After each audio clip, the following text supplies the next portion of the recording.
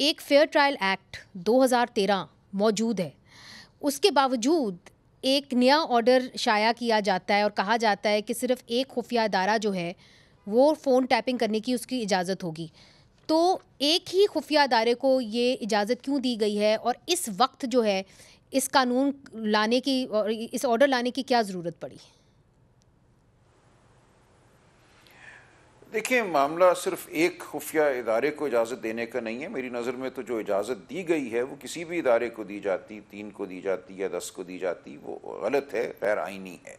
और जो इन्होंने कर दिया है इसमें, मैं तो हैरान हूँ कि काबीना ने कैसे इस पे इत्तफाक किया कि ग्रेड 18 के किसी भी अफसर को ISI के बस ये ताकत दी जा सकती है और वो जाए आपकी मेरी कॉल्स जो है वो सुनना शुरू करते। कोई उसको बताने की ज़रूरत नहीं है, किसी बड़े अफसर को किसी अदालत में जाने की ज़रूरत नहीं है, वो जो मर्ज़ी करता फिरे, हम कुछ भी नहीं कर सकते।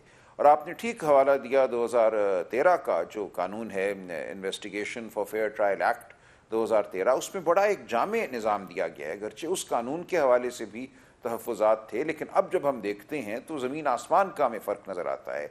वहाँ पहले आपने वज़ीर से इजाज़त लेनी है, उसके बाद मामले को हाई कोर्ट के जज के सामने रखना है और फिर 6 दिन की सिर्फ आपको इजाज़त मिल सकती है वहाँ पे। और उसका अगर आप गलत इस्तेमाल करते हैं, उसकी तशहीर करते हैं उस मवाद की किसी और मकसद के लिए, तो आपके ख़िलाफ़ कानूनी कार्रवाई हो सकती है।